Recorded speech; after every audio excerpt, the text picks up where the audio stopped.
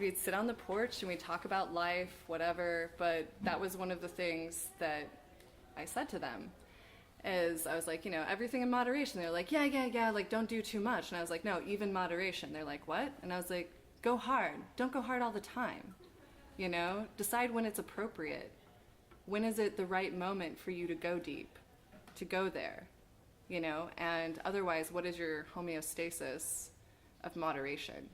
And another piece is presence, gift presence. Your presence is a gift. Being there, being aware, being considerate, being respectful. How are you being present? How are you showing up?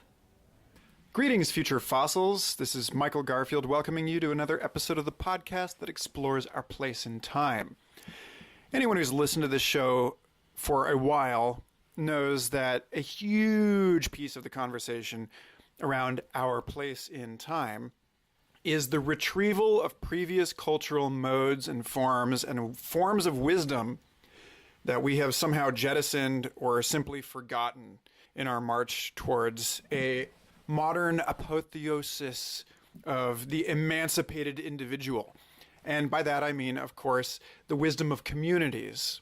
That includes rites of passage, that includes what integral Rabbi Zalman Schachter Shalomi used to call saging instead of aging, the honor and acceptance of the role of the twilight of one's life into the cultural macromolecule, an acceptance of the fact that if we are to move forward at all into the complexity our futures present us, then it will require a robust and resilient, and thus by necessity diverse set of perspectives held together in a provisional bouquet, a kind of meta method of holding the truth of every single life together as an assemblage, seeing what fits, and notably also appreciating what doesn't, the rough edges, the missing pieces. Anyone who's taken apart a toaster or a VCR and put it back together with extra pieces knows what I'm talking about. You know that thing is for a reason. You know it's there. What is it doing? And that's kind of where we are with party culture, with the celebration, the festival, and in fact, with culture in general. It's strange that people these days think of culture and art specifically as just the cream on top of the human experience.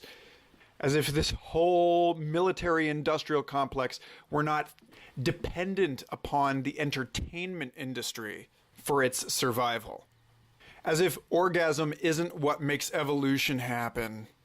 It's not merely that culture is the intersubjective we space that provides a foundation for scientific inquiry and engineering and technological progress to even begin in the first place. It is also that beauty is the motivator, the why of our lives. And anyone who's thrown an excellent party understands that these are a necessary function of the social ecosystem. And yet, our culture strangely disregards the celebrants, both within and without, disavowing or simply oblivious to the fact that just as every engine needs lubrication, the city will not function unless its constituent agents, the people that compose it, are allowed to flow between and maybe even innovate new states of consciousness. This is the balance that we're talking about when we talk about life as a process thriving on the edge of chaos. This is what life is. A loose weave, constantly undoing and redoing itself. That which merely builds upon itself in ordered pattern indefinitely is not life. It's a crystal. And a crystal, insofar as algorithms are concerned, is far less interesting and creative and productive and lucrative than a living system. So this conversation with Malena Grosz and its enshrinement of creativity and play and celebration and release slots very neatly into, I think, one of the most important larger conversations that we can be having right now, which is, how do we allow people to have a good time How do we make sure that it's not just the ass-covering rhetoric of beer commercials that people party responsibly, but that we can see this as a vital function in the emerging noosphere that we accept, as the Greeks did over 2,000 years ago, embarrassingly, ecstasis as the doorway out of stasis. Now, obviously, commercial culture has a way of co-opting all the good things and turning them into products. And I am not saying that we can simply party our way to a revolution. In fact, I've spent most of the last 13 years reminding people in festival culture that this is not the case. But insofar as life is an evolutionary learning process, and I think that's a fairly well-supported, rigorous statement, actually, then nightlife is a kind of right life. And I'm super glad that we have folks like Malena Grosz out there weaving together anthropology, art, business, social design, urban design, and the more humanistic dimensions of harm reduction, community, and care. Because it takes all kinds, folks. And why are you here if not to have a good time? This message brought to you by you, actually, Patreon supporters. Thanks everybody who has been shaving off a negligible sum and feeding it to patreon.com/Michael Garfield every month. I am immensely grateful that this show can perform what it preaches, namely that every one of us is a group activity. That it takes a village to raise a child because the child is a village. And I know some of you out there are not so hot on the subscription thing, so I've just switched it up a little, and I've started Venmo at Future Fossils if anyone would like to make a one-time donation, a kind of tip jar for the riffs. If you like this, if you find value in these conversations, well, I'm gonna be a dad, so every dollar helps. That's right, I'm gonna have a kid and finally make good on all this rhetoric to be good ancestors. I get to put the theory into practice. I've known about this for months, actually, and I can't believe it's taken me this long to bring it up on the show. But my own sense of time is changing as a father-to-be, and my thoughts about time and about our place in time are evolving also. And I'm honored that I get to share this quest with you, this journey of discovery into a deeper understanding, a deeper mystery. Anyway, I love you guys, and much more on that soon, I'm sure. But for now, here is the most wonderful Malena Grosz and I at Arcosanti, Arizona, discussing her graduate work on the Party Professionals Toolkit, an international project for a planetized human culture. An open source platform, a kind of ribosome of best methods for the instantiation of our celebration. Enjoy, and thanks.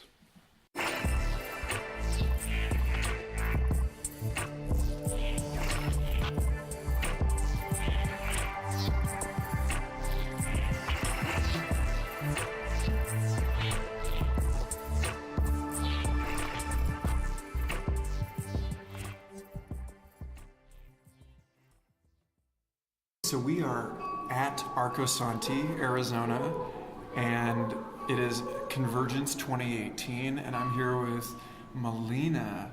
You're going to hear some bells in the background. Those are the world-famous Arcosanti bells, the ceramic and bronze bells that they've sold all over the world. So this is the quietest place we could do this because there's a big event going on right now. And yeah, it appears that as soon as we started recording, it just got much louder with the peripheral noise. Yeah, there's wind and such. But at any rate, this is, as usual, I like these in the wild recordings because they give a sense of place. And as far as this being an archaeological project, I feel like that's really key to like reconstructing the acoustic environment in which these creatures inhabited. But at any rate, this was a spur of the moment decision to talk to you because you were telling me about your dissertation about party culture, and I was so inspired. I was like, I knew I had to have you tell the world about it. So what are you working on right now? So I'm working on my MFA in Theater, Arts Entrepreneurship, and Management at ASU. And my focus is in community development within party culture, specifically community-led party culture. So there's a bit of a socioeconomic warfare that's taking place in our party scenes. There is corporate interest that is creating these high-class Disneyfied versions of leisure and nightlife. And that is affecting our independent growth of community-led experiences for celebration, for music, for sharing. And so much like there's gentrification happening in a lot of realms, there's gentrification happening in these realms as well. So I am looking at what our urban nightlife scene can learn from Burning Man culture, from festival culture, and what we can do as a community to bring those experiences more full-time to our urban spaces. Mm. And so how is this taking shape? Because you told me that this is not your typical dissertation, that this is not just a tome that you're going to slap on someone's desk, but that it's appropriate to the time in which it's being created. Yes, so this is technically an applied project, which means that we, instead of a dissertation, we do a thing. So we make and produce something.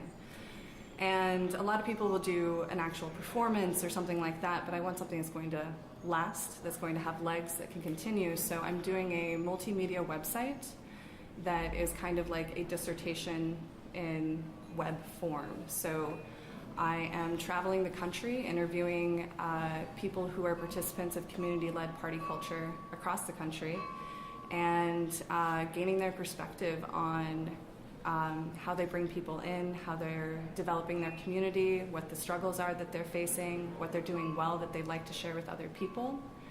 And it's all going to live on this website that will include videos, images, these live recordings as I travel through the country, interacting with different people who are inspiring. And I'd really like, a lot of my work is focused on validating party culture. I have probably every single professor that I interact with tells me not to use the word party in my work. Oh. And for that, I'm like, great, it's actually in the title of my work. So, and that shows a stigma right there, but to call it nightlife isn't appropriate. These things don't take place at night.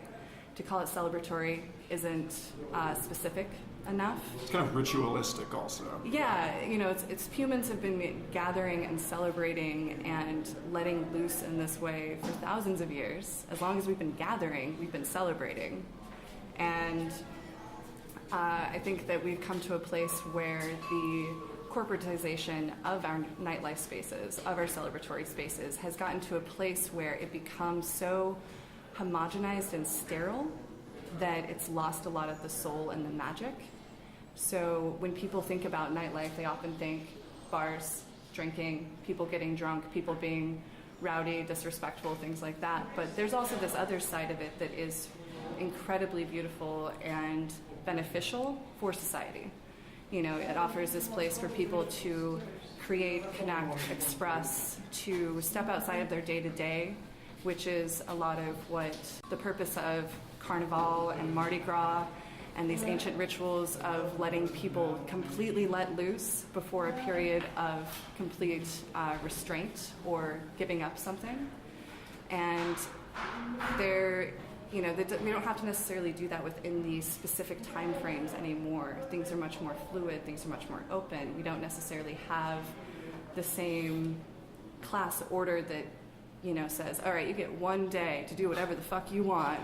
You're Saturnalia, and the slaves are Yes. served by the masters. Exactly. Yeah. Well, if we don't let the slaves have their one day of just going wild, they might really turn on us. Yeah. So, things have shifted, but we still have that root in us. So I want to gain a perspective because I've grown up between southern Utah and central Arizona for, my whole life. And I know what I know about producing events and connecting with community, but I don't think I can really position myself as an expert unless I get the perspective of a lot of other people and gain, an understanding of what's happening on a national scale and eventually an international scale. But this project is meant to grow, so in the next couple of months, I'll be traveling to Detroit, New York, Seattle, and New Orleans for Mardi Gras. Nice. I was like, I'm just going to go into the belly of the beast and I'm going to do this and just see what this is all about. Going to each space for at least a week so I can really feel the place and do as many in-person interviews as I can. And through this, I hope to gain an idea and perspective on patterns that are happening across these communities. Where are the shared successes? Where are the shared difficulties? What can we learn from each other? But creating a platform for people to also be able to share their work with other people and for people to see what's happening in these communities and cultures that is valid, that is important, that is meaningful, that brings intention to why we gather as people, more so than just, oh, let's drink a bunch of booze and get fucked up. Yeah. Because it's different, it's a whole different conversation on that, but...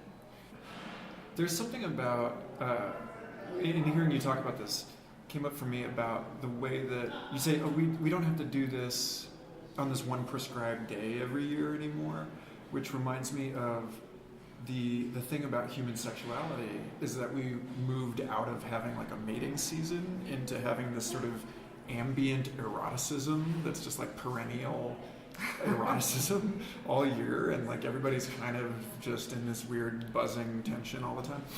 And I wonder to what extent this is like a universal trend with human beings as we, there's a lot of the sort of myth of progress is the transcendence of space and time, and like breaking out of this cyclical patterned relationship with the organic rhythms of our body and our planet. And in a way, it almost feels like the fact that, it's like we can eat sugar anytime we want now, but that's not necessarily a good idea. Absolutely. And so like there's something about the manifestation of party culture right now that is like willfully ignorant of the reality of our biological rhythms, and that's like true at every level of it. And I'm curious what you think about that and what you see as the sort of differences between like a healthy acknowledgement of time in party culture and an unhealthy sort of disavowal of time, or like an insistence of a different kind of time. Sure. Yeah. So it actually brings me to a different aspect of the project, which I'm looking at developing the modern party ethos. So what does that look like as far as a community, as individuals, how we come together in these spaces and hold space for each other, hold space for ourselves. And so I think that, as a young person coming into these scenes, a lot of times it's just like, blow it out of the water, first night, all the drugs, all the whatever, do whatever you want. And but then you start to learn how to pace yourself, you start to learn how to moderate, you start to learn how to be more intentional and respectful in your actions and the way that you impact the event around you.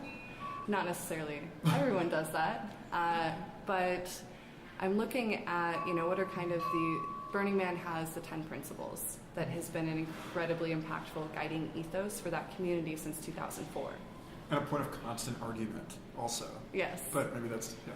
But, what does that look like for other spaces, for, these other places, for festivals? What is our party ethos? What do we all unify and stand behind together as a community? And how do we guide other people? So I think a big piece of that is mentorship. Being in a university right now, I'm spending time with a lot of people under 25.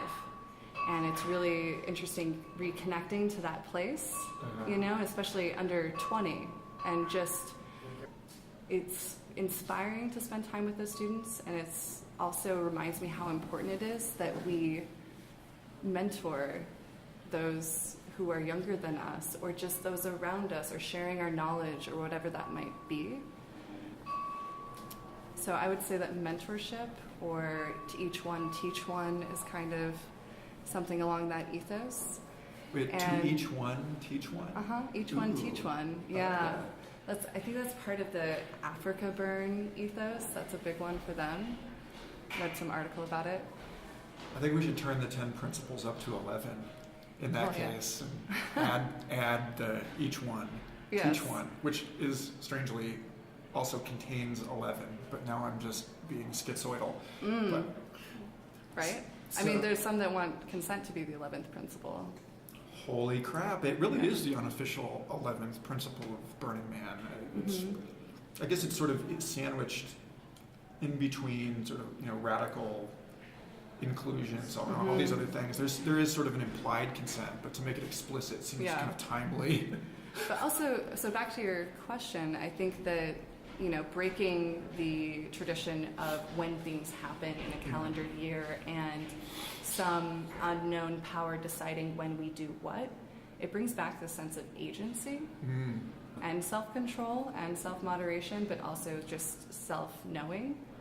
And so it takes the power away from someone else telling you what to do and when into your own hands, where you decide, and if you decide to be an asshole, your community is going to check you, and you're probably going to have, repercussions come from being an asshole in whatever way, that people might say, hey, check yourself. And Hopefully, because it doesn't always happen. it doesn't always happen, but that's, the difference of being part of a community or being a tourist in a situation. Are you part of this experience, or are you just stopping by? Yeah. And I think that there can be what I call the anonymous veil that people will hide behind. And it happens a lot in really big festivals like Coachella, where people will be ignorant and disrespectful and rude because no one knows them. Just because they're in that space of no one knowing who they are, and be like, well, you're not going to remember me anyway, so whatever. And I think I'd like to shift some of that awareness of that accountability, and that's what you see happening more in these small gatherings, these intimate spaces. You have more accountability because you're going to see each other more often. On that point, just as a weird, like a tangent from a personal account, I was at New Orleans Jazz Fest in 2005 when I was looking at the university there before Katrina, and luckily I was so freaked out. I had this weird dread the whole time I was there. Like I almost didn't get on the plane, and so I think that I was steered away from that whole situation. But while I was there in New Orleans, I went to the Jazz Fest, and there's like a crowd of 100,000. It's like the biggest crowd I've ever been in, like over 100,000 people. For like Dave Matthews Band was headlining, and I was staying with a Dave Matthews fan at the time, and we went there, and in this the densest crowd I've ever, not just the biggest, but the densest crowd, because that part of that the commodification of party is putting it inside a fence, right? The literal, like the enclosure of the commons, and in that, and then of course like getting everyone completely trashed. Selling them stuff But once you got them also- captive. I mean, it's also a sense of coping, of getting drunk as a way of being comfortable because you're in such an uncomfortable space Yeah. that disconnect actually helps you to assimilate Uh-huh. into into a space of feeling more comfortable because it's such an uncomfortable space. So it got even more uncomfortable when the people we were standing next to were clearly like some of the drunkest people I've ever seen, and this couple was having sex in the middle of the crowd, and everyone was like trying to give them a little bit of a berth, and then I forget which Birth. one. Yes, not that birth. BE. They had one of them threw up on the other one, and suddenly we're like in the middle of this like meat packing situation where like the whole crowd Meanwhile, is wobbling Dave, as this couple is wobbling, and the other whole- people see a space. It's like an anti-mosh where it's like everyone is trying to keep like 3 feet between them and this like puke fountain. Meanwhile, Dave Matthews sings "Crash Into Me." Oh yeah, I think there's something. He was probably singing about drinking at the time. So yeah, that's not, I don't think that's what we're trying to get back to as a species. Like, there's, like, the question of what is it we're celebrating and why, and, like, why do we come together? It's not just about feeling, there is that part of, like, just being a part of a crowd that we miss because we're all, like, these domestic pets living in our little boxes. In our individual vehicles and houses. And, yeah. And if you're lucky, it's a Honda Element, and you can actually sleep in there. But still, yeah. So, what do you think about the purpose of party? Like, what do you think? Like, do we need a reason, or is there a deep universal biological reason that we just dress up with rationale, or what?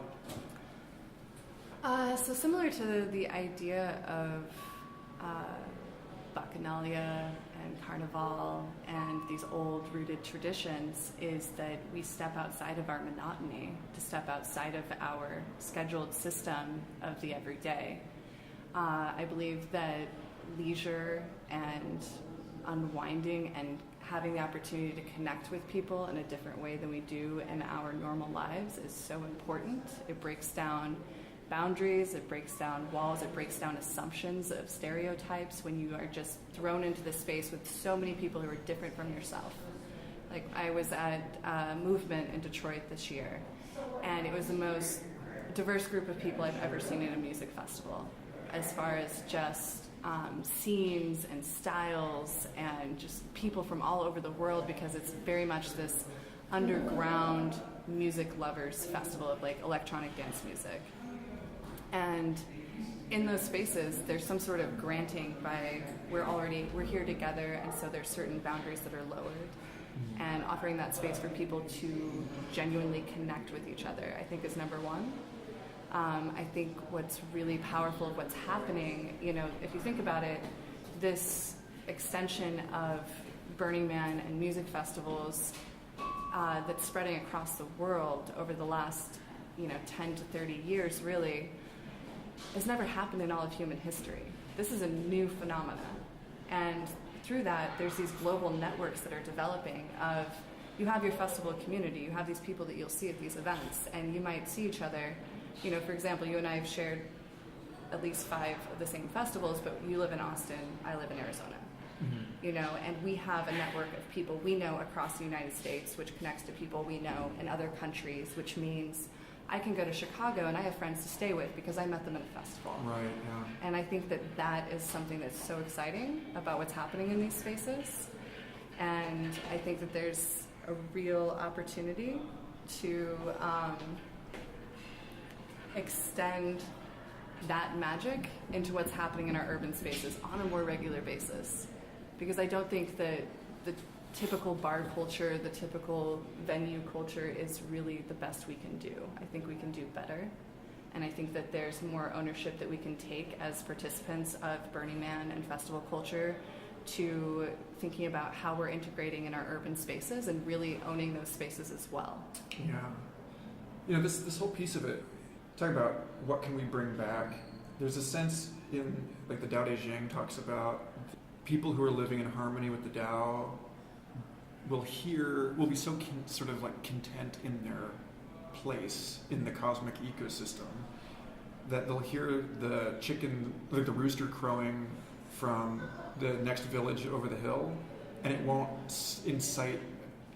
spark curiosity about the people over there, that they'll feel content where they are. And I wonder, obviously that's a very sedentary way of seeing things, and my question to you is, like, how do you, part of this, I think, is that we've actually suppressed the nomad in the modern sedentary world, and that the Romani, quote unquote gypsy peoples of Europe are, and other, other peoples in Asia and elsewhere are still, like, reasonably mobile across the national boundaries and artificial barriers that we've constructed.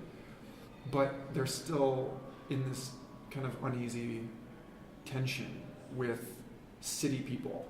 And, as someone who is transitioning myself from the 40 years in the desert, like wandering from festival to festival, to like settling down into a temple of science and getting a full-time job, This actually is not a new issue for me. Like, how do we reconcile those two strains of humanity?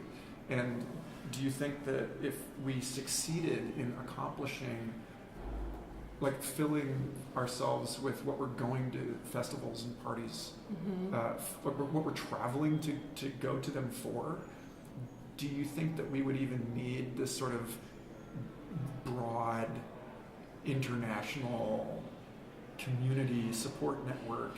Yes. Yeah, you think that you don't think one replaces the other? You don't think we'd just get like totally comfortable at home? No, Okay. I think that one can support and inspire the other. So, I mean, if you want to get into master plans of, what this is all about for me personally, is that this project, the Party Professionals Toolkit, is just the start. This is the seed. But where I see us really creating impact in our communities is through ownership of property and developing the venues that support these kinds of visions, but not only developing venues, but developing a network of venues. So venues that are across the United States, that are connected digitally, that are connected socially, that are connected through a nonprofit that these communities feed into, but the nonprofit feeds back to those communities for art projects, for funding, for whatever, but it can also become this skill sharing space.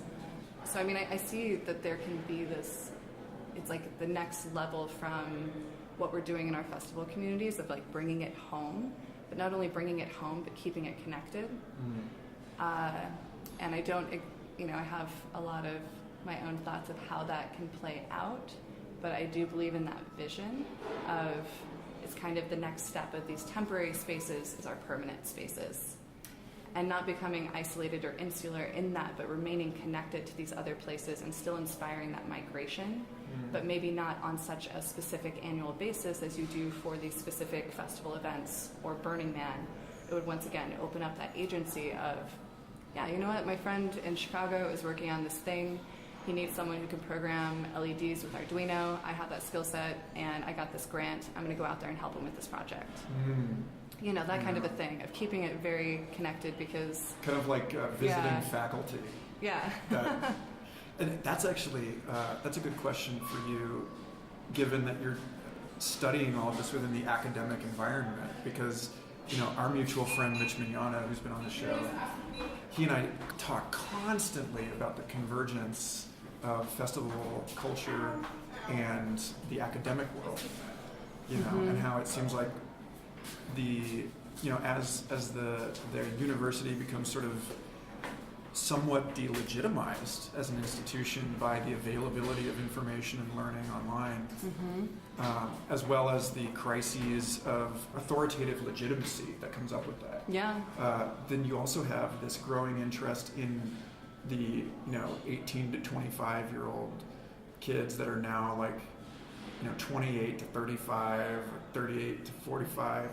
And as you age, it's not like you want to give up parties. You just want the parties to be more nourishing. Yes. And so it's like festival culture is becoming more academic, and like you can go to an academic, like a sociology and anthropology conference at Burning Man now. That's been going on for years. So like, what are your thoughts on that and how that's going to play out? I had a thought and then I got lost in your words. Or maybe we can loop that into, you said you have a vision for how you see this sort of greater network being like rolled out. Yeah. And clearly those questions are related. Yeah, so I mean, I almost dropped out of my second semester of grad school because I was faced with this realization that I was not going to gain any more like nuts and bolts business knowledge than I came in with, that I wasn't going to learn more practical skills than I came in with. And I felt like they were grooming me to become a scholar and an academic, not a professional. And so this was a real, I really dove into this feeling of whether it was the right track for me, because I did have a good grounding and foundation of professional work underneath me, you know, and was academia really the right place for me to flourish? And I decided and I realized that I could make it whatever I want, and I have agency in this situation. In undergrad, you really have... his company's really doing well right now. That was a guy talking on a Bluetooth earpiece who is clearly unaware of his environment, yet somehow managed to navigate a staircase, for which I applaud him. Please, can you start that over, please? Yeah. So I realized that I could take complete agency. In undergraduate, there's this perception of the professor having all of the power, and you got to get good grades, and you know, and they kind of lead you into believing that you need to follow this specific formula, as if your future job prospects are going to look at what classes you took and every grade you got, right? There's this weird perception of the power that the professor holds, and something flipped for me, where I was like, wait a second, this isn't that situation. I am a goddamn adult, and I can use the system however I choose. And so I've actually shifted completely. It was like breaking the previous mindset of how I approached academia. And I have made grad school work for me. I have created a platform for my projects. I have used it as a tool of networking. With everything that I do, every single project that I do is focused on my work. Nothing generic, none of the bullshit of, here's what I think we should do with arts entrepreneurship. It's, you know, it's all my work, and no one can talk me out of it. No one can tell me, don't use the word party in your research. And I'm like, I don't care. Because, you know, so that was a huge shift for me. And I think that I've been actually able to create some waves within my community and the university of just the way that I'm approaching my work and my education, that others feel more empowerment to do the same in their work, that we don't have to be limited, we don't have to follow these same rules, we can still use these systems for our own benefit. And that is something I'd like to see, is more of that work. And I'm actually part of this group of students that's being led by Daniel Bernard Romain. He's a composer and activist and incredible artist who's an institute professor. But he's basically gathered six students who are already professionals. We just happen to also be students.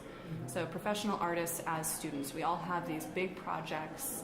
We're all doing the work, and we have something to show for it. And our mission in this grouping is to flip academia on its head and show them how to do it differently, show them how to do it better, show them how the students can also be the teachers, how we have something to share.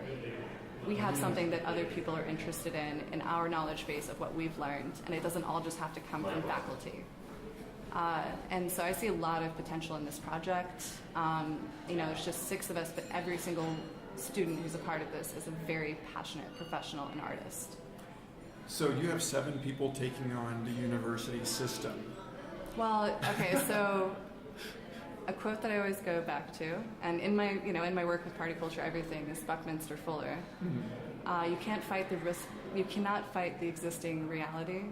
You have to make a new model to make the existing reality obsolete. Yeah. So that's it. You So don't you're not- necessarily you're not fight it. rocking You just do it horns. better. Yeah. You just do it better. So what are some of the principles you see at play in that? Like, what do you like? How are you as a team, as a group, recommending to the world that we could improve upon this system?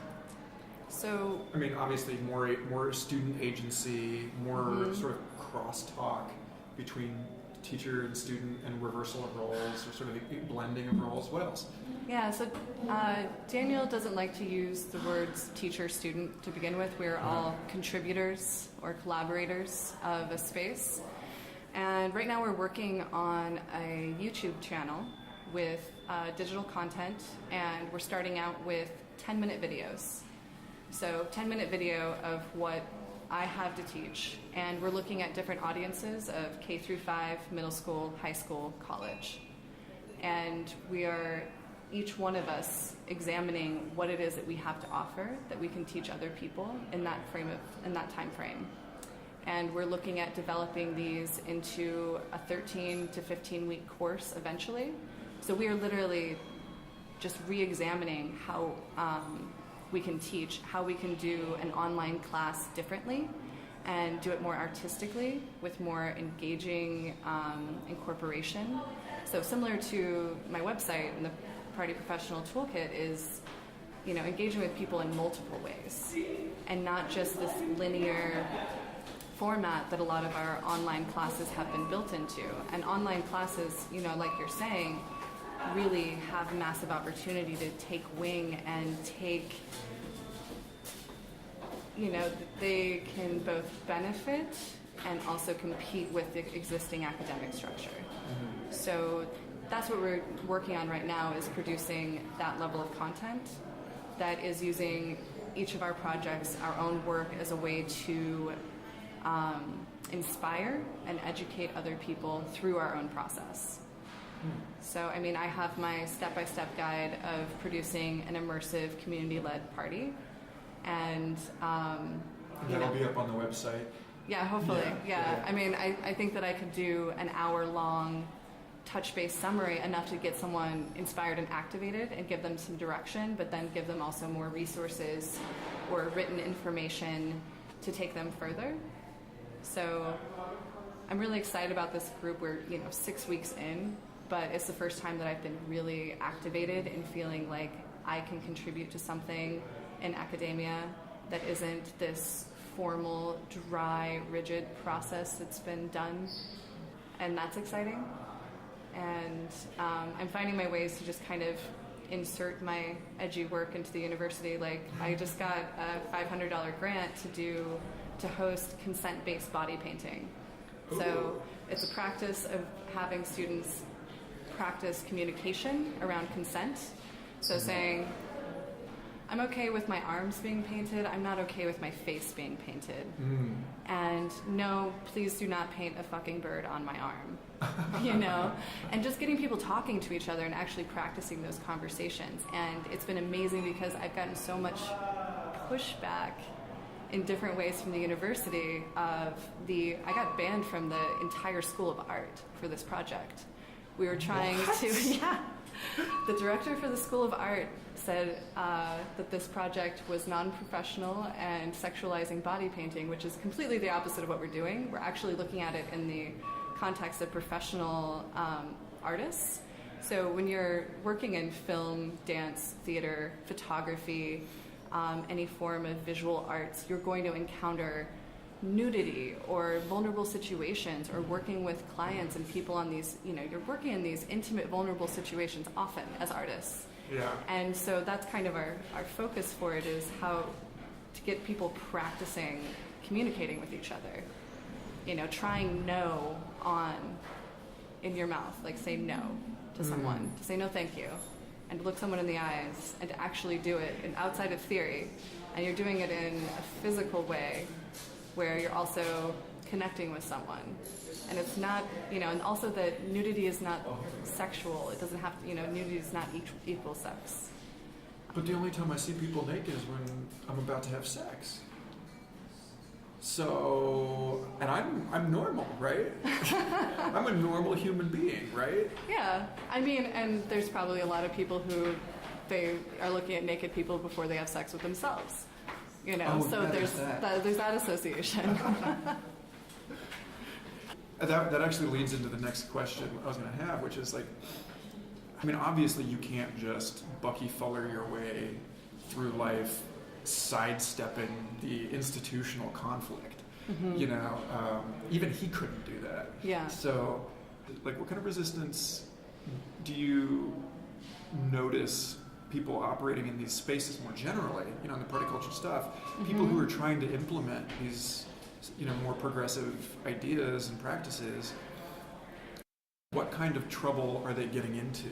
Like, especially, like, just for, as an example, like, there are, in the United States, with to bring the drug war into this, you've got and that kind of complicates things, because the legal piece of it, but you have the powerful need for psychedelic harm reduction at events. You know, just harm reduction in general. Yeah. You know, keeping people safe while they're going through these powerful experiences, or you know, the release of the intense control that we have to exercise on a daily basis.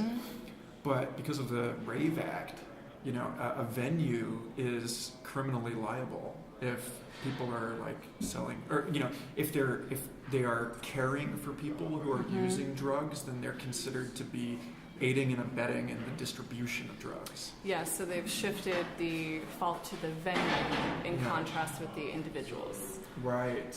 And I know that this happened in Chicago, but is that actually a national act, or is this a state by state? That is a national. That is a national thing, and that's been going on since Tipper Gore. That's like 20 years. Oh wow. So I mean, that's just one example of many where people recognize a need that's absolutely going to improve people's safety, security, happiness, health, well-being. But there are institutional strictures in place that make it extremely difficult to put good ideas into practice. So like where else do you see this happening, and how are people routing around it? Or maybe even in your own life, like what is... Well, I think that, you know, I've been thinking a lot about that, of how you communicate. So I've been trying to figure out how you communicate the importance of people imbibing and being able to embrace a subtle shift through whatever substance they choose, and that validation in society, and how you can kind of transcend that conversation so that it is palatable for someone outside of the community. And that's a lot of the work that I'm doing in the university, right? It's a completely different audience than who I interact with on a day-to-day basis. And that's where I've been able to check my language and the words that I use. And, you know, because when you're part of something, you develop a certain vocabulary and it becomes shared and people understand that. And when you step outside of that community, you might not make sense anymore, right? If you keep using those same phrases and words. I definitely do not make sense. Yeah, and so I've had to learn how to shift my language in a way that people who have no fucking clue what I'm talking about can understand. And in that, I think that there's ways to be aware and intentional of anything that you put into your body, and how we support each other psychologically, emotionally, how we're holding space for each other, because regardless of having any sort of substances, we all have our waves that we're riding of, you know, highs and lows and struggle and success. And I think that, you know, there's ways that we can support each other in that.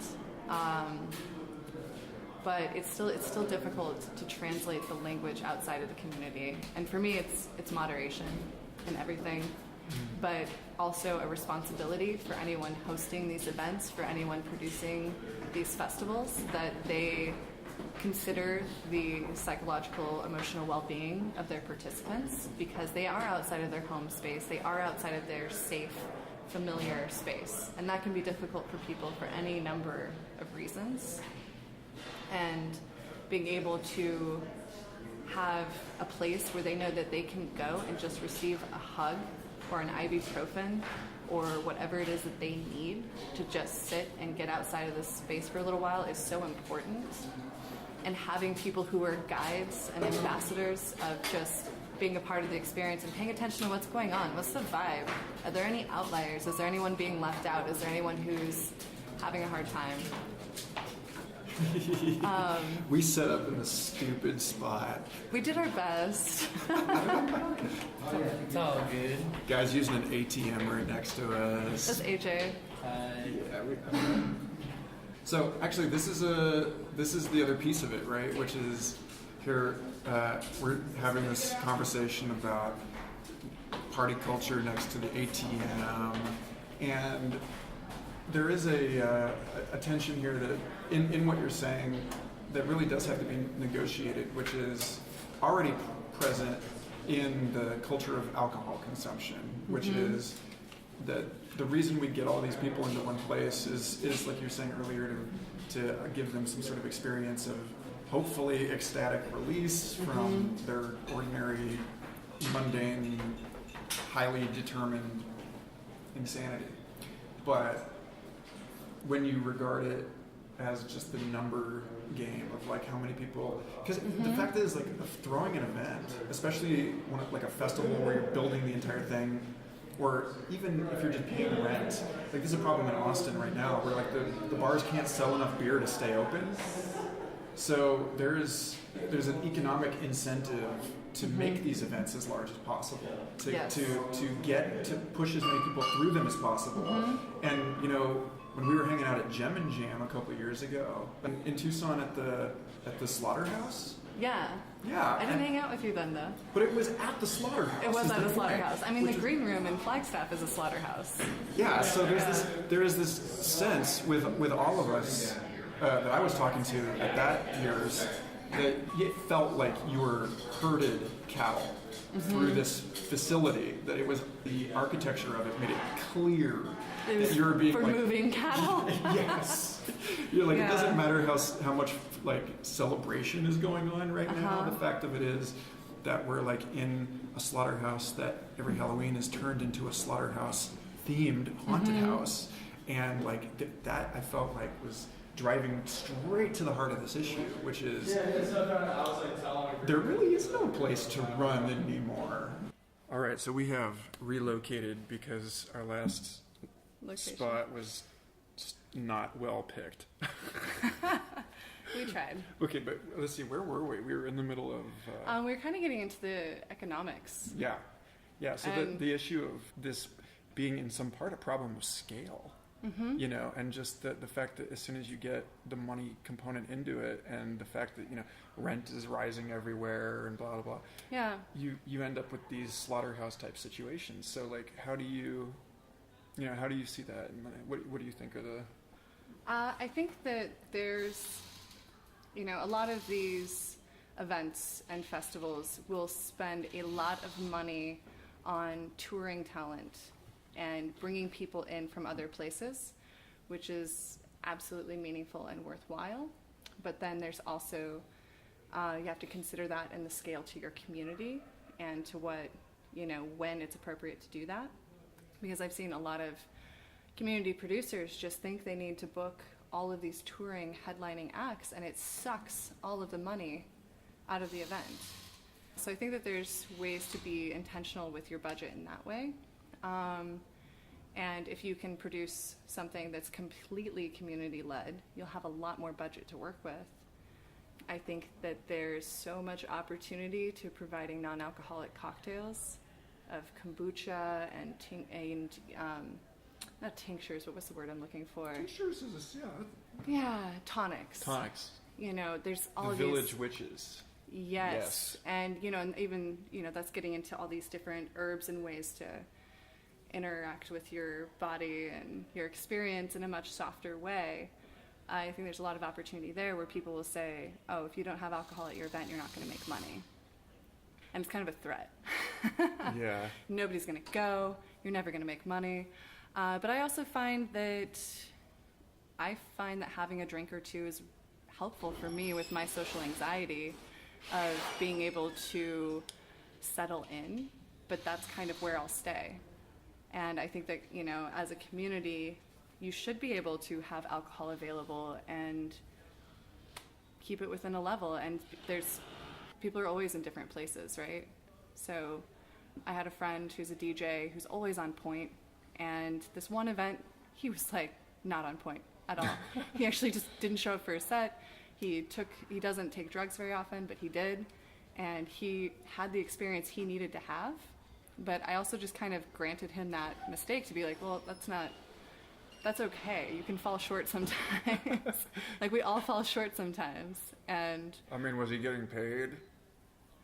You know, he ended up being the guy that led the entire strike. So he worked his ass off for strike. Okay.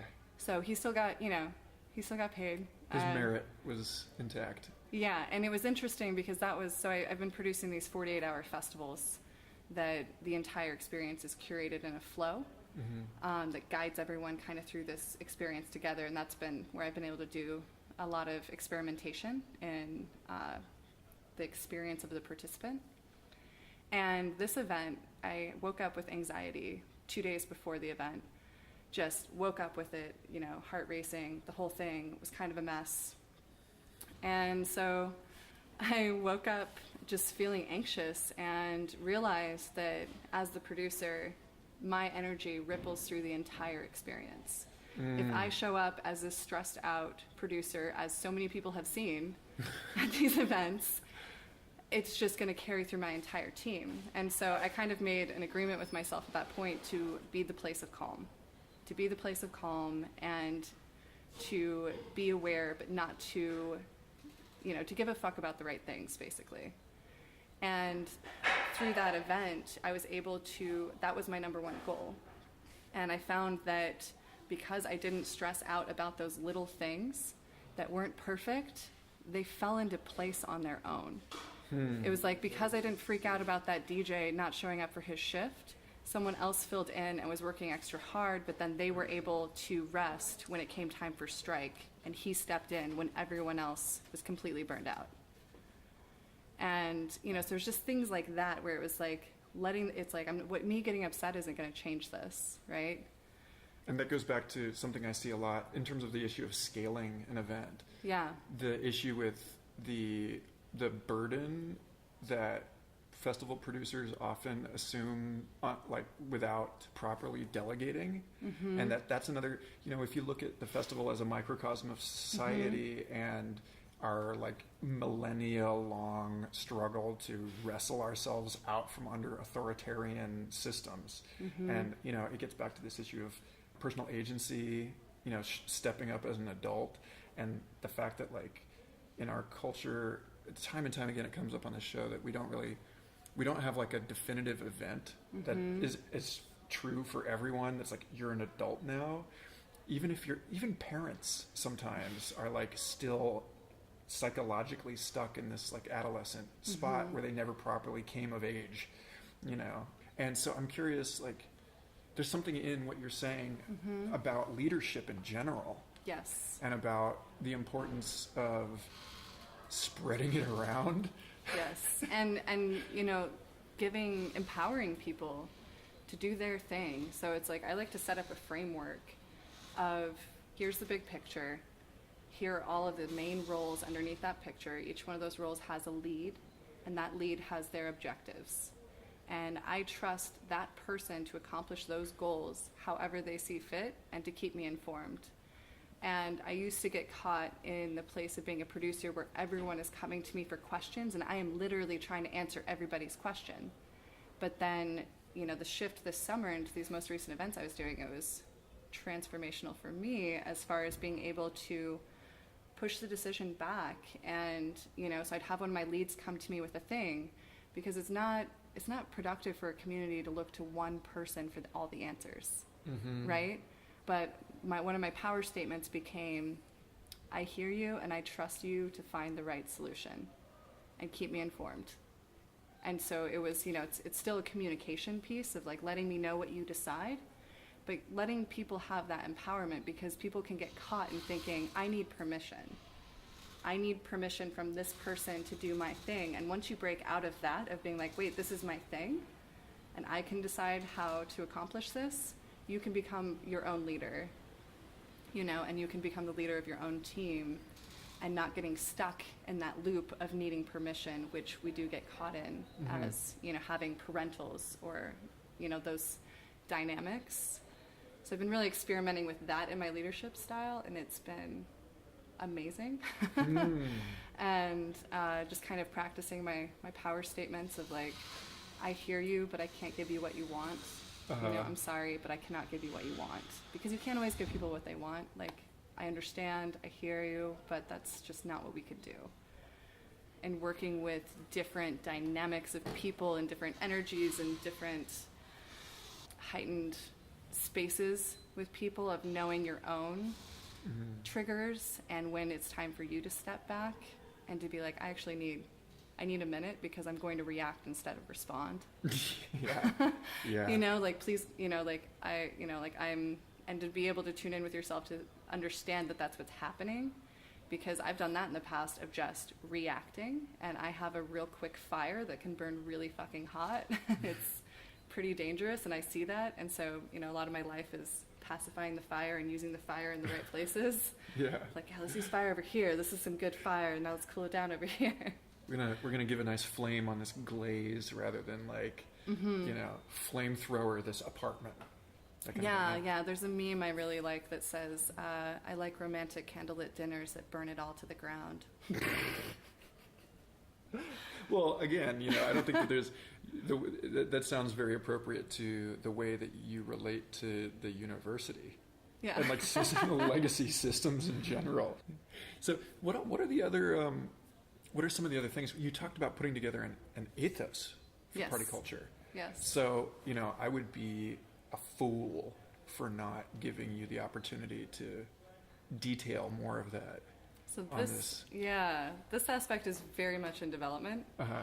I kind of just have, right now I'm speaking from my own place of, I am a hyper analytical person, highly sensitive. I don't necessarily turn off, and I am always analyzing the spaces, the situation, the energy, the vibe, the music, the light, the sound, all of it. And it's my own neurotic psychosis that I live with. And so within that, these are kind of the things that I'm paying attention to and kind of my own navigating devices. I've been developing these little mantras for myself, and one of them is everything in moderation, even moderation. And there was a time when I lived with 4 18-year-old boys for 3 months. And it was one of the best experiences of my life, reconnecting to that time. Like, they'd all just graduated high school. They were trying to figure out what to do with themselves. And How old were you? 28. Okay. Saturn return moment. Yeah, totally.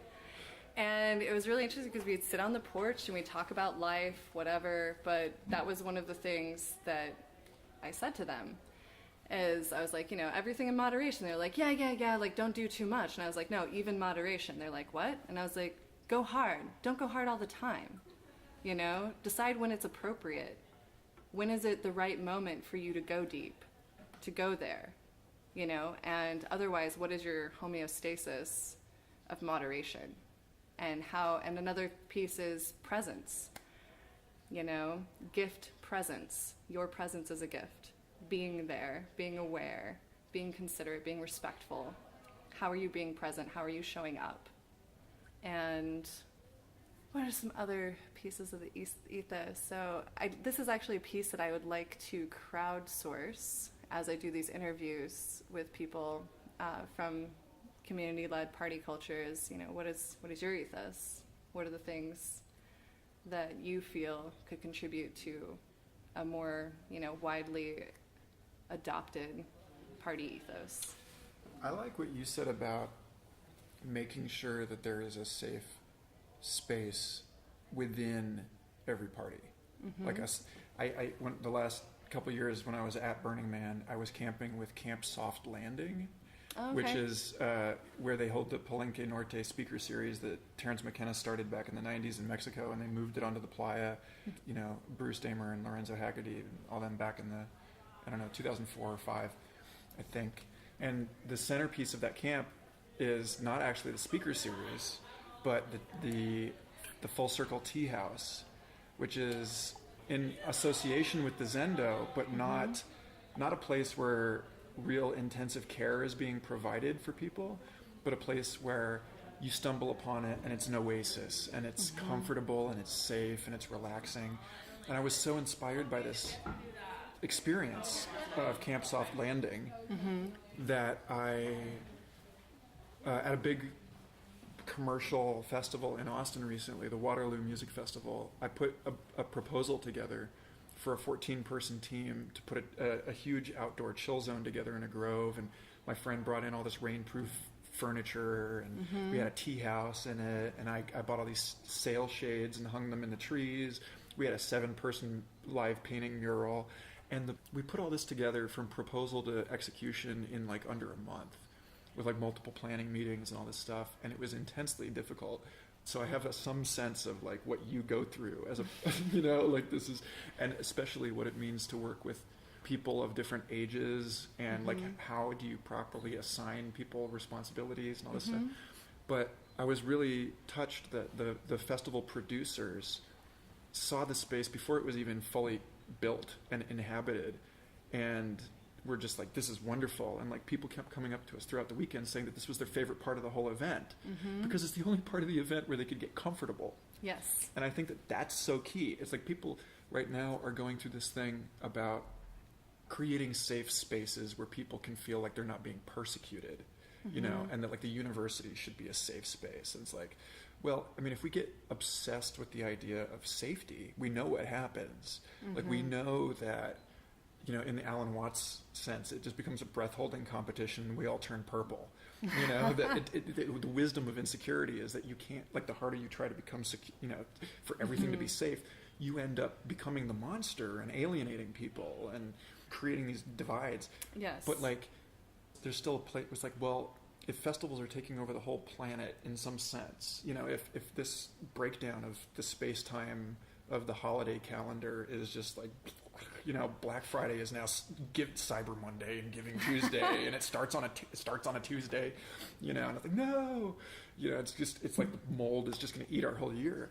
And summers used to be festival season, and now it's all year. Right. And so we need spots in our calendar as well as in each event where people can go and just like lie down on like a carpet or something, you know, and like have a cup of tea and like maybe be a little too high or just too tired or just dehydrated or just sleepy.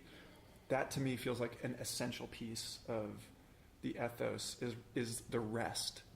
Yes. Providing a pause in the music for people, you know. And that's part of the dynamic, right? Where if you're just in a stimulating space for too long, it's going to be exhausting. And, you know, being able to offer those different dynamics. So when I would produce Inner Space, it was very important that you would have the dance floor and the performance area, but then you also have the quieter social space that just allows that duality to exist in the same sphere. And I think that the emergence of chill zones and soft landing, and like here in Arizona, we have the de-wampification station, which is here at Convergence, and those serve a really important purpose for the community, that it's not all just rage your face, you know, party bass the whole time. That's exhausting. You know, that's not fruitful. Where the magic happens is where people can actually talk and connect and hear each other. And those are the spaces that I'm most interested in. But then that wouldn't be as meaningful if you didn't also have that dynamic of losing yourself on the dance floor. Right. You know, and then also the dynamic of connecting with people in your camp and, you know, those little slow morning conversations and the people around you as everyone's kind of coming to life. Have you been to Boom?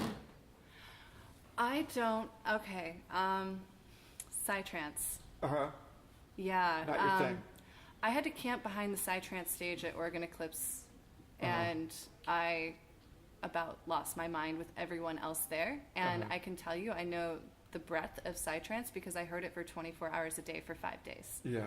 Boom sounds amazing, except I'm afraid of the Psytrance. Okay, that's a fair thing. I wasn't a fan of Psytrance until I went to Boom.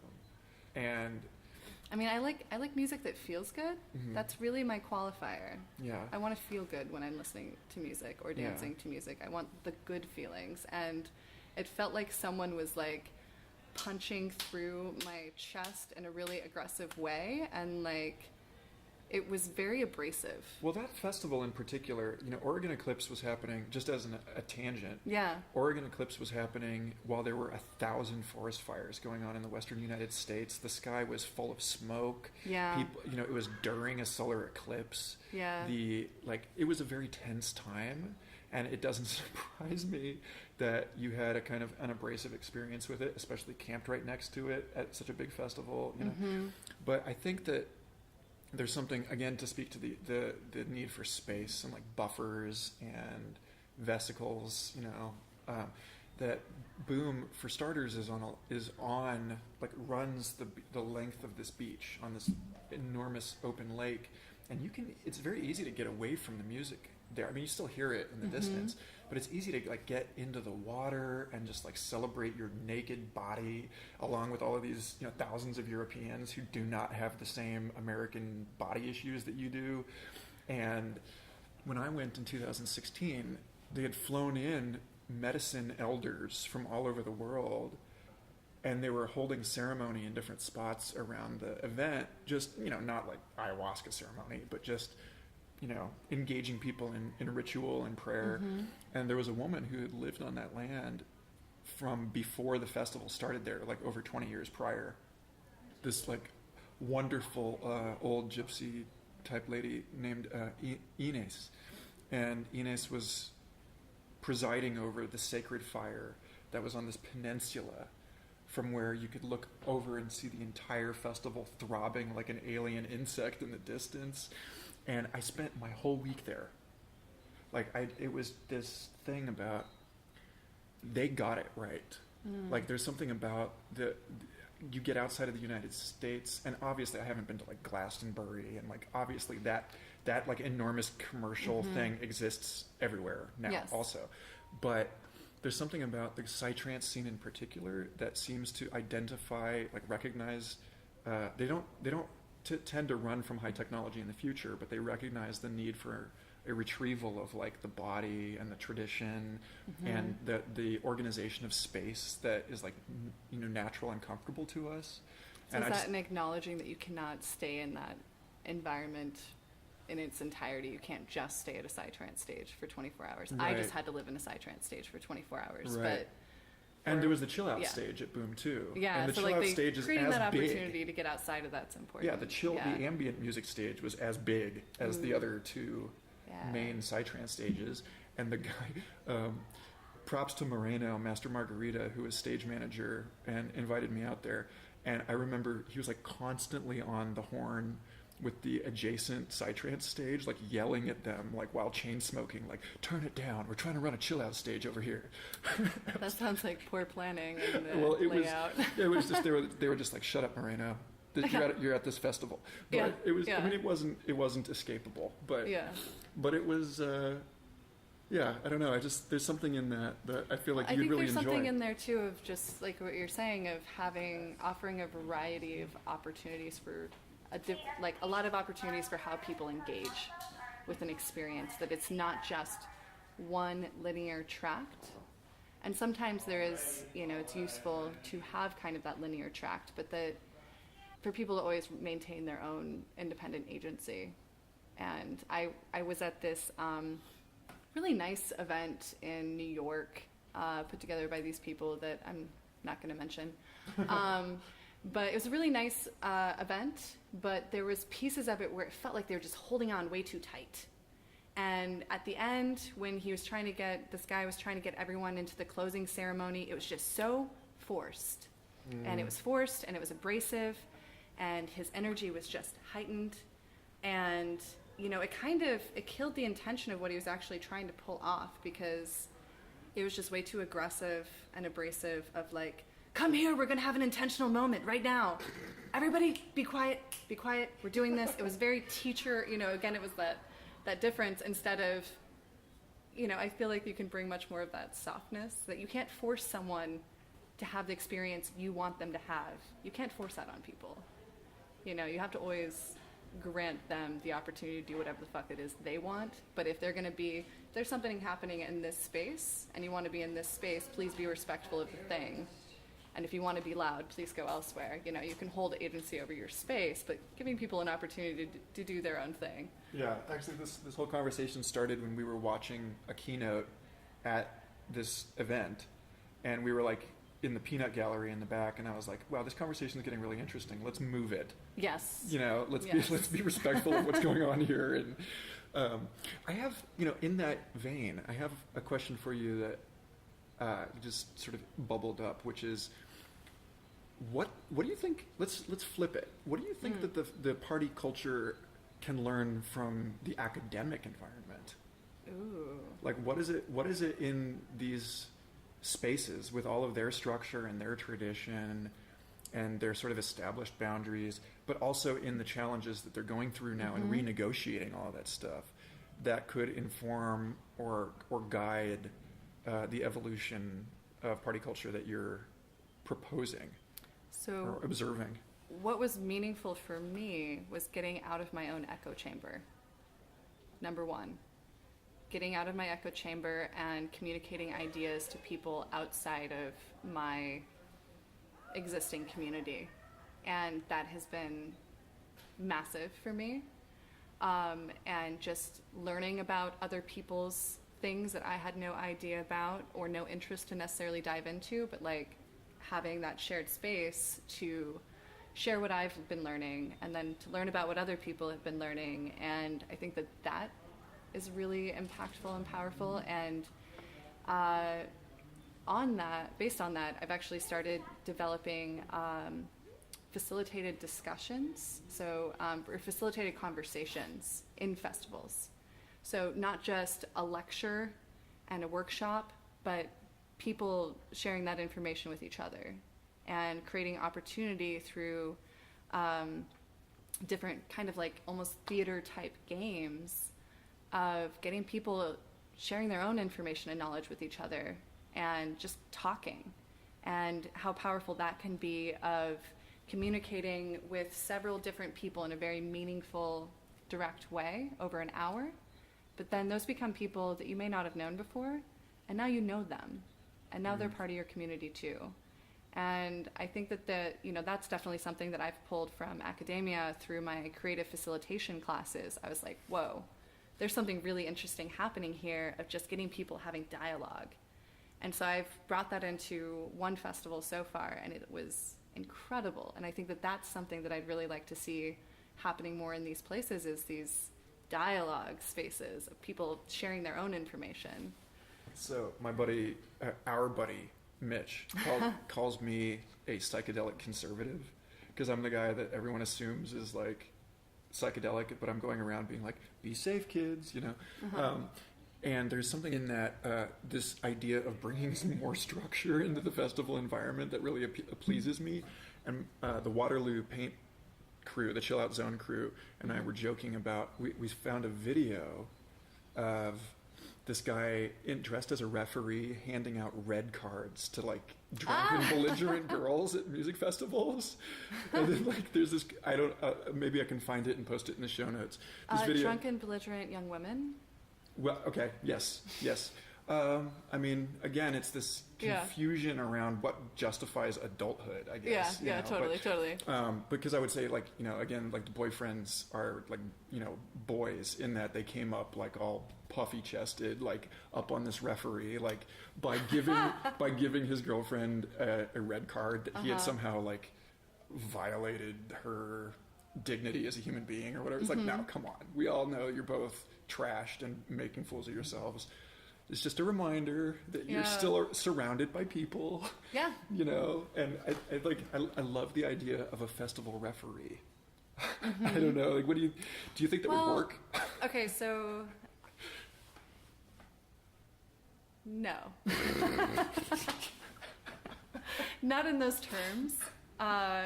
Festival mediators. Okay. Yes. Okay. Festival facilitators, yes. Ambassadors, yes. It is a bit of trolling. Yeah. I mean, but as your own individual contribution, if that's what you want to do, by all means.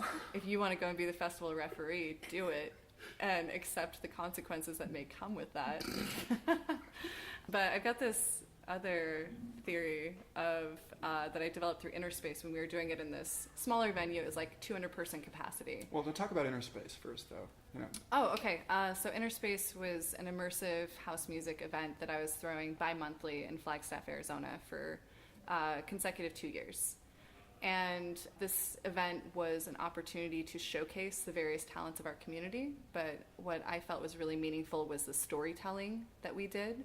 So we would create a different environmental experience, and we would always have a portal entrance so that someone knew that they were walking into a different space and not just a little coffee shop wine bar.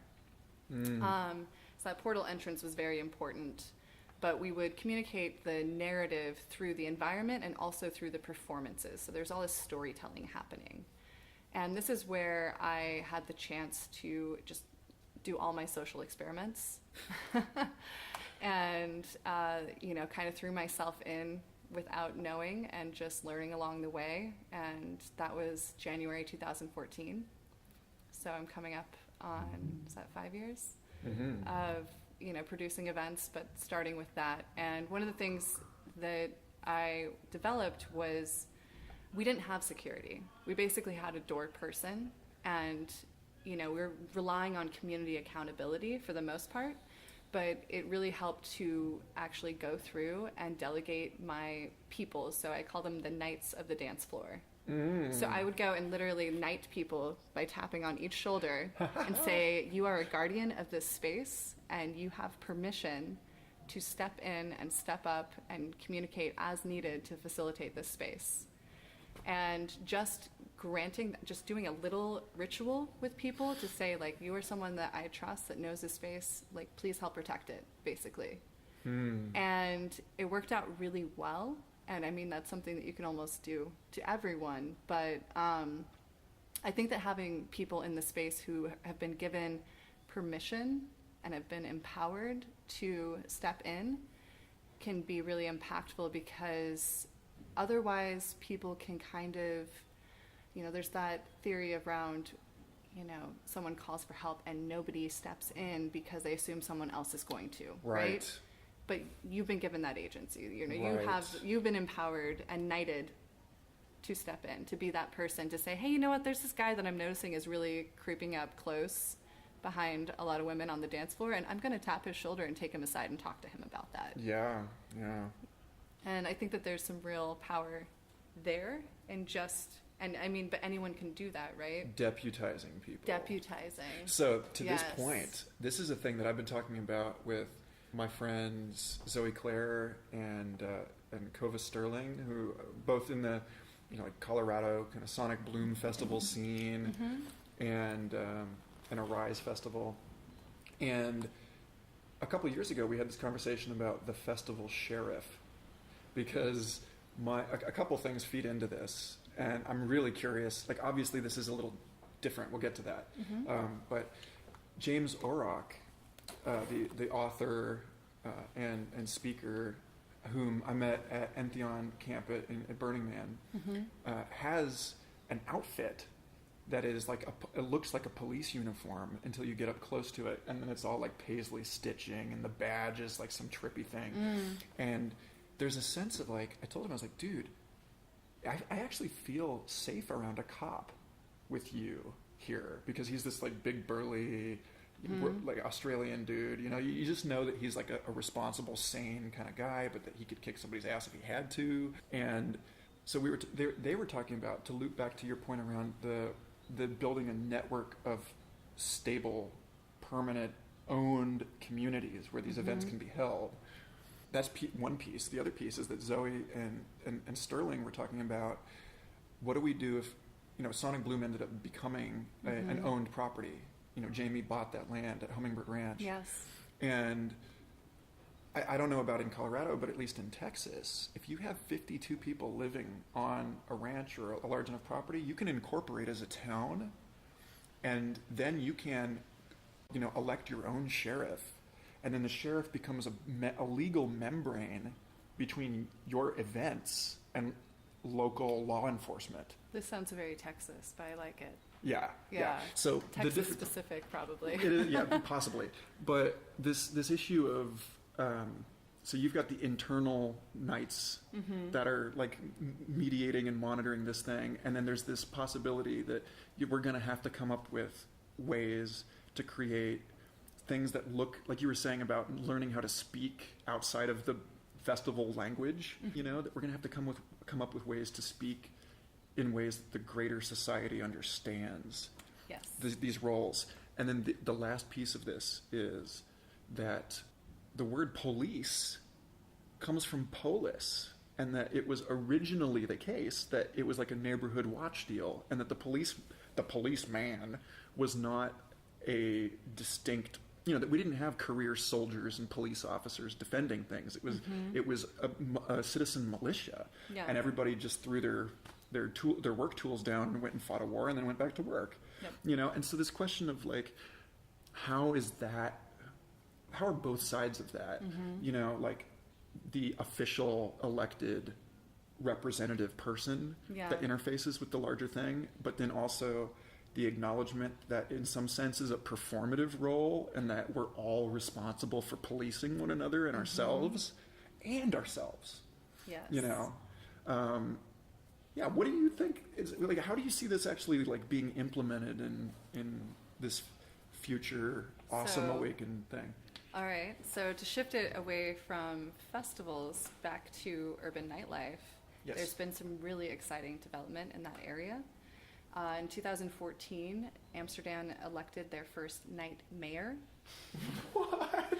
And they've actually been able to implement some policies. There's this idea of having governance in nightlife representation with the local government. So it started with the night mayor in Amsterdam, and there have been, supposedly they're saying there's 30 international cities now that have developed a nightlife mayor, which sounds better than nightmare. I don't know, like night. Yeah, that is kind of an accidental. Yeah. Yeah, so nightlife mayor. But New York just elected or appointed their first nightlife mayor in July, and they have a nightlife advisory board. Whoa. Yes. So this is really exciting in the development of what does it look like to actually have governance over our nightlife spaces and to actually be able to represent the needs of those spaces and that community to City Hall, to the mayor, to have a voice and to have representation is huge. So I'm really excited about this development, and How did this even happen? Like, how did Amsterdam decide that they needed the night mayor? well, because there's this whole spectrum of things that happen, and there are some really dark things that can happen in the night and in parties and in these spaces, right?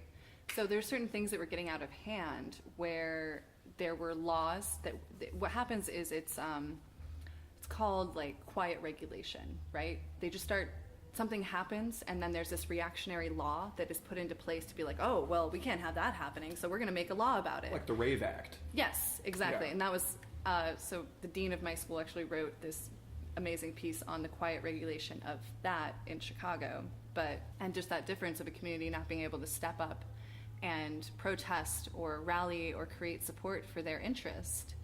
So in Amsterdam, this was happening, and they developed actually a nonprofit organization, and they did have a vote to appoint this man. His last name is Milan. I can't remember his first name. It's something Milan. And they appointed him, and they've actually been implementing these different changes. So they've been rezoning areas of the city to become 24-hour nightlife districts.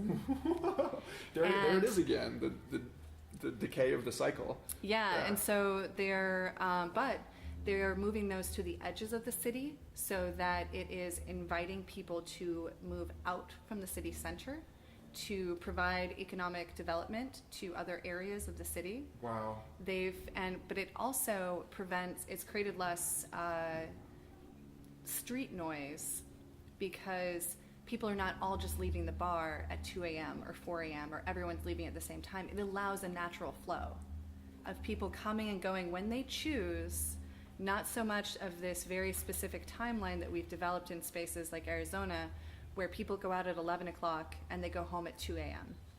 And you have these 3 hours that are really heightened for nightlife that can kind of just become this crazy fervor of drinking and activity and, get it all out. And it's a very short time period. And what happens when you just extend that and open it up where not everyone is trying to go out and squeeze their, expression into those 3 hours. And it's been really beneficial of bringing noise levels and street crime down and just kind of allowing more natural flow. So it's been, Amsterdam was the first city to do this, and it's through a nonprofit organization. But New York has been appointed by the mayor, and they have an office of media and entertainment, which then developed into an office of Nightlife and this Nightlife advisory board. And I'm so excited because this is all in the last couple of months. And this is New York City. And so I'm really excited to see what they do with this, because finally, nightlife is being acknowledged as economically viable. But then, as I mentioned earlier, the difficulty there is that when something becomes economically viable, the people with the most wealth come in and exploit that. And so you have these dynamics of corporate-driven versus community-led. And as you have more buyouts from the corporate-driven, you're going to have fewer opportunities for the community-led. And that's where I think people need to start investing in property and ownership in whatever way possible. Not renting spaces, not buying a warehouse and renovating it and making it beautiful and making this neighborhood more viable because of the creativity happening. That there are realtors that will, or not realtors, but like landlords who will sit on a piece of property until artists come in and fix it for them. And then they raise the rent and kick the artists out and be like, thanks for your contributions. Yeah. So I think, that, like I was saying at the beginning, there is this socioeconomic war that is happening in these spaces, in our urban spaces. And we can sit outside in our, festivals and Burning Man happening outside of our cities and pretend like things are okay, like we're creating our own societies, but that is completely ignorant to what's happening in our major metropolis spaces. Well, I don't know that Burning Man really counts as an exception to that anymore, right? Like Burning Man's been going through some really difficult growing pains in that regard as well. And the extension, burner culture is happening in most every major city around the world. Like there's burner communities, but from the outside perspective, they still feel exclusive. There is a barrier of entry into burner culture, and there is a piece of it that is about having someone bring you in and becoming part of the community. And I think that is great, but it's a very specific culture.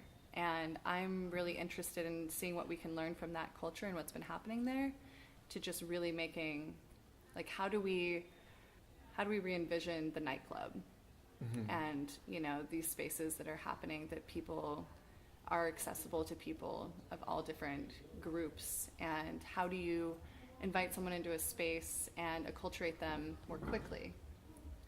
There's something else about this idea of the 24-hour nightlife district that really speaks to. I've been having this. When you get into the function of the party as a kind of liminal space or an ecstatic environment, I think part of it is that we have the curious among us have a desire to transgress boundaries, and I've been having this fantasy for the last several months. There's this really cool nightclub downtown in Austin, Empire Control Room, which is right on the creek that runs through the city, and it's got this cool back patio area. My friend's been throwing this weekly there for years, and it's like, man, it would be awesome if instead of just from 9 to 2 a.m. on Wednesdays, if Create Culture could have a sleepover here, where it's we have to still obey the liquor laws, so it's a non-alcoholic lock-in. Yeah. Where we can hang out downtown all night, for a private event, and it can be this space where we have a just like the idea of the underutilized. This kind of gets back to the whole issue of like dressing up a warehouse and like the desire of artists to make use of spaces that aren't being creatively expressed in their fullest. But that's all a tangent. Do you ever think that we will ever like truly fully come to a sense of like peace and balance and integration between these different obviously conflicting interests in our society? Do you think that there's this whole thing about party culture being a distraction, having been, our desire to transcend ourselves has been weaponized, and used to, again, like you were talking about Saturnalia, like it's used to kind of keep the slaves. Okay, we got trashed on Friday night. We're gonna go back to work on Monday morning. Do you think we're ever gonna like figure it out in a way that these different interests respect one another, or that there's like a whole, like a synergy, and not just like a dissonance between them? I think it's possible. I'd like to be optimistic. I believe that the current models that exist are not what we have to remain within. You know, that we can take what we've been learning in these different laboratories and develop what that next level of connection looks like. And within that, there's, it's kind of that idea of going hard but not all the time, like everything in moderation, even moderation, of there are so much greater benefits of getting these people together, and at what point can we make getting people together to create, to build, to connect, to learn, to be enough that you don't necessarily need the substances to find those spaces enjoyable. And that's what I personally seek, and there's those moments where it's nice to let go and but you can also use those as opportunities to tune in deeper. It's tuning in, not tuning out.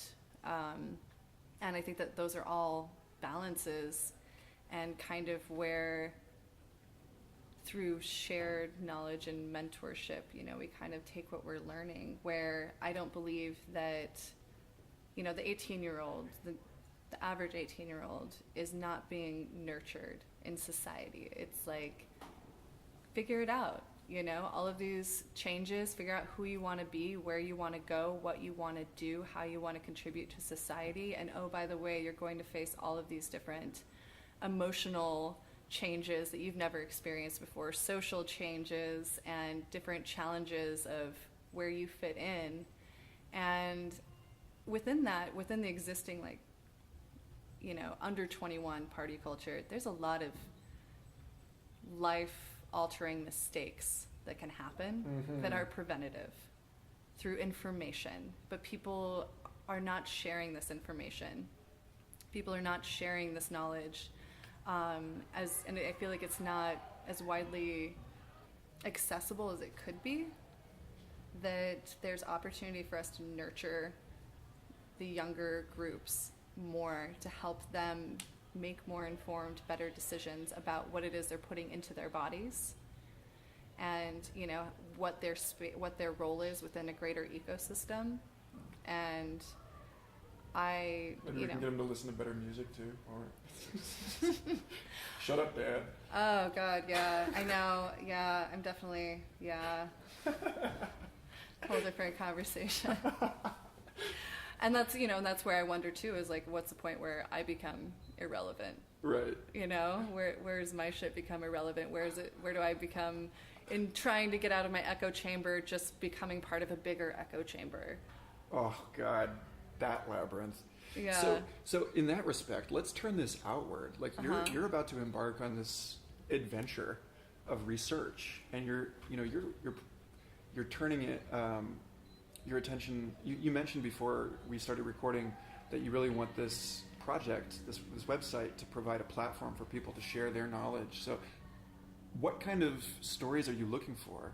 I'm sure there are people listening to this right now that are turned on and interested in talking to you about their experience, and what are you focusing on in terms of the kind of conversations and content and stuff that you're gathering for this? And then how can people reach out to you if they have something to contribute?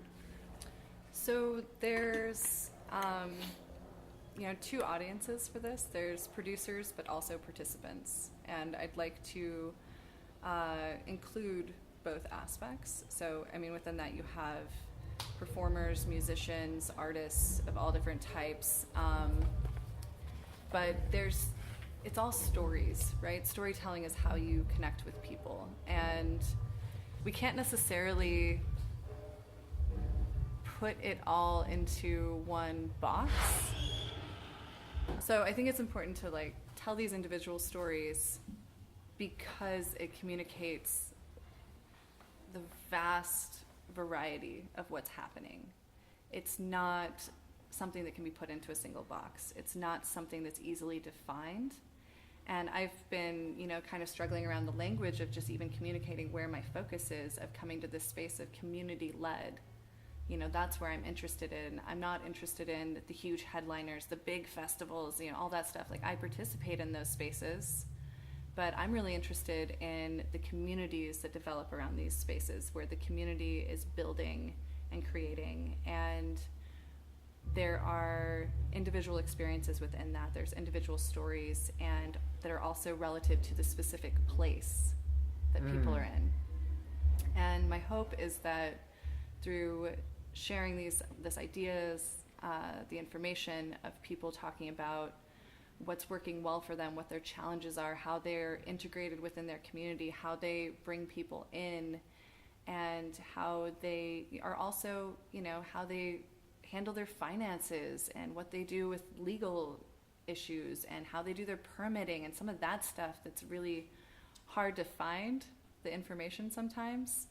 Like, I'm going to Detroit for Theater Bazaar in 2 weeks, and this is a 5-story theatrical immersive experience that takes place in the world's largest Masonic temple. Whoa. And so, this is, 5 stories of carnivalesque and sideshow type performances and characters, and everyone's in costume and this whole thing. And this is, $1 million production that they do once a year. And one of the producers of this event, Jason McComb, he is willing to talk about the numbers and budgeting and finances and paying artists and all this stuff that is so taboo. What did you just say? Paying artists. And actually, in my own personal ethos, that is so important. It's like, I don't want to produce any event unless I can pay every single person involved with that event at least $20 to be like, go get yourself a meal, whatever it is, like, pay people. We can't just, you can't eat exposure. Like, exposure doesn't, it feeds you in some way to be able to contribute, but there's also a certain limit to how long we can just give ourselves without getting some sort of monetary value in return. And it's a value exchange. By the way, that the answer to that question is you can make it to the age of 34. It's like, that's where I drew the line. I'm like, you're gonna pay me now, fucker. Right? It's like, you get to that. Yeah. Anyway. And it's not responsible. Yeah. And, so that's kind of a thing, too, is I'm looking at is there's an ethos for producing. There's also an ethos for participating. So when you're producing, that's a piece is, recognition and gratitude. And a piece of that gratitude is through monetary value. And if you can't afford to pay people, you need to relook at your budget and how you're producing this event and how you're, your tickets, whatever it is. I believe that there's a place for free events, but I also feel that there can be a misperception of value for the participant when they start to expect all these free events with all this production and art and music. And I don't see how that's feeding the community. And I would like for the community to find more personal accountability in being a consumer and a participant, and like what you are contributing. It's like you are contributing monetary value that is going to support those artists and their projects, and feeding those people in their work. That why do we go into these spaces expecting people to perform for us for free? It was so infuriating. I was just at the annual festival that it's a tiny little thing that my friends threw in Texas, just a few hundred people. But it was scary because they were putting on such an extraordinary production. There was this enormous CNC'd stage that my friends designed and then projected video mapping onto, and then they made their own sound system. One of the guys has an audio company, and the whole thing, a world-class lineup of 30 painters from all over the country, and they lost tens of thousands of dollars on this because everyone involved, everyone there was just there. And meanwhile, this festival is the extension of what is an ordinary, a repeating free event, and they had a bunch of people sneak in because they had cultivated this expectation that you don't have to pay to appreciate this stuff. And it was oh my God, how do we reorganize this so that every single painter, fire performer, a sound engineer, like every single person involved is lending a hand to the financial success of this event. Yes. Like it almost inverted the piece of it for me, where you're talking about everyone needs to get paid. It's like, well, everyone needs to get paid if they're actually generating value. And a big piece of the missing piece of this is that everyone sort of acknowledges that all of these, often uncompensated performers are generating value, but there's no transparency we don't have a way to measure the economic value that a single painter or hula hoop artist or VJ brings to this, or even, for that matter, even the headlining acts. Like, we don't even really know. We know what the kind of venue that they can fill in town. We know how many people but that's not actually a measure of their draw, and that's not a measure of how much booking that particular artist had to do with the success or lack of success of this particular festival. So in a way, it feels to me like we need to come up with a whole new way of measuring everyone's contributions to an event so that they can be properly recognized and compensated, and an acknowledgement that you don't just get to, like, I've been a live painter for 10 years, but at the same time he's like kind of conflicted about the fact that like so many people, including admittedly sometimes myself, have used live painting as a way to just sort of like get a free ticket, slide into the event for free. Yeah. And that's no good. Well, and there, and there is a value exchange just in getting that free ticket. There's a value to that, and I think that you can kind of start that as the measurement of like, is that enough for this role? But then I like what you said about how are they contributing financially, of like, who else are they bringing to this event? And I've thought about this too, and I think, there's people that do this, but where you're developing ticket codes that actually give that person a commission back for every ticket they sell with their code, and I wonder if there's a way that you can do that seamlessly, or to just make that really easy, because I like that idea of inspiring people to be like, I'm a part of this thing, come to this thing that I'm helping with, but then, they're also getting a little bit more of that ticket directly for getting more people there. I don't know, so that's where it's exciting, of sharing ideas, sharing conversations of where the pattern's going to end up, what's happening across the country, what's happening in these communities on a nationwide, global perspective. What can we learn from each other? What do we have to share and to gain? And through these discussions, what can we solve? What kind of ideas can come up through this together? That's where I'm really excited. And I'm excited about this conversation right now, because this is kind of the launching point of many more conversations to come. But I will be on the opposite side. I will be interviewing all these people. So thank you. Yeah, thank you. This is such a delicious fossil to include in the museum. How can people get a hold of you? As the event, as the website gets going, it will be partyprotoolkit.com. It doesn't exist yet, but maybe by the time this is released, it will. Okay. And it will have a portal for people to, tell me what they think is important, that what should be looked at, what should be included, and who I should be interviewing. So I definitely want to have that, feedback opportunity for people. And that's what I'm hoping, is that it'll really just catch legs and people will become interested in it, that all of these people who I'm including now will find it useful and viable and something they also want to share. And I think that this is just the start of the project, and I think that in making it multimedia kind of an experience, that it has so much opportunity to really evolve as needed, and it doesn't get boxed into one specific framework. So if you're listening to this, set yourself a calendar reminder to check in on partyprotoolkit.com in like December? Probably more like May. May, okay. Yes, May 2019, when I graduate. Right on. Yes, a lot of work happening between now and then. Yeah, awesome. Malena, thank you so much for being on the show. Thank you.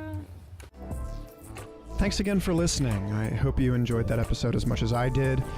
Future Fossils is part of the MindPod network, along with Third Eye Drops, the Astral Hustle, Synchronicity Podcast, and an oodle of other fascinating programs.